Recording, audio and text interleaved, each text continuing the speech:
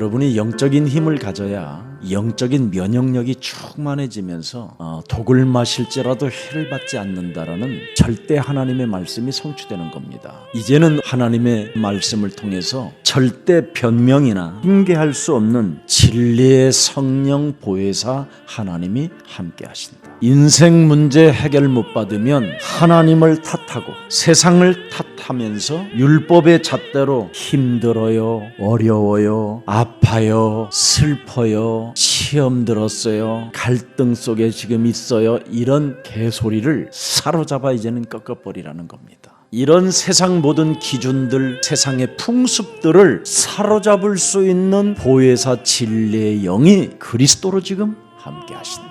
그 그리스도 하나님은 지금 여러분들과 함께 하십니다. 세상이 여러분을 미워해도 우리는 절대 거기에 생각이 잡히거나 마음을 써야 할 이유가 없습니다. 진리의 영이 우리 안에 나를 자유케 하시니까 무슨 세상의 것을 가지고 우리가 시달릴 이유가 뭐 있습니까? 창조주 하나님 그리스도는 만물을 복종케 하는 하나님이시요, 하늘과 땅의 모든 권세를 가지신 만왕의 왕 하나님이시요, 세상 끝나는 날까지 내가 너와 항상 함께 계시겠다고 약속하신 하나님이십니다. 하나님께서 죄가 무엇이라고 말씀하고 계십니까? 하나님을 반역하는 것이 죄입니다. 하나님의 아들 예수 그리스도를 믿지 않는 게 바로 반역입니다. 반역. 하나님이 지은 인간이 창세기 3장 사탄에 의하여 하나님을 떠난 인간은 끊임없이 하나님을 반역하고 거역하고 배신한다 이 뜻이요. 이게 죄라는 겁니다.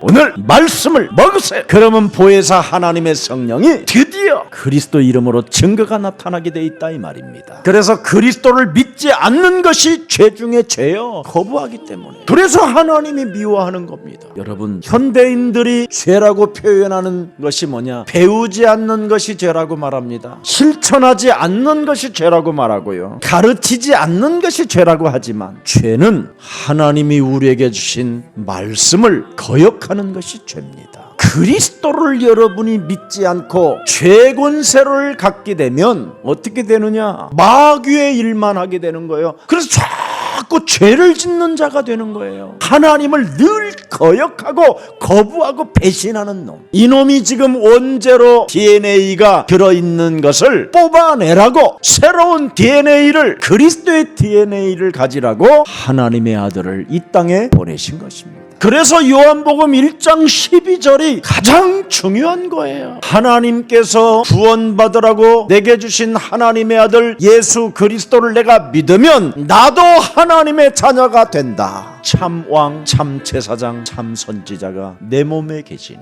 그분의 증거가 나타난다. 그래서 성경 말씀을 통해서 우리에게 말씀해 주셨습니다. 매일매일 네 인생에서 당하는 구체적인 사건 속에서 옳은 길인지 그릇된 길인지를 말씀해 주셨잖아요.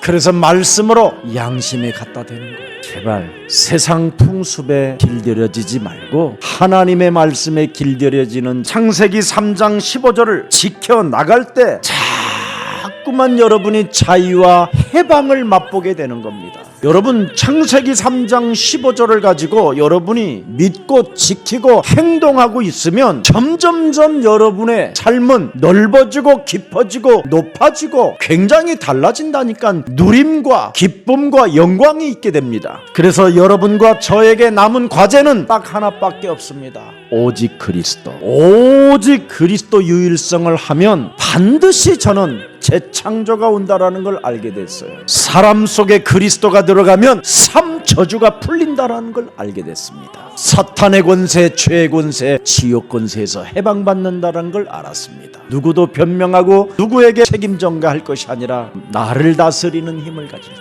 하나님은 우리를 사랑하신다라는 거였습니다.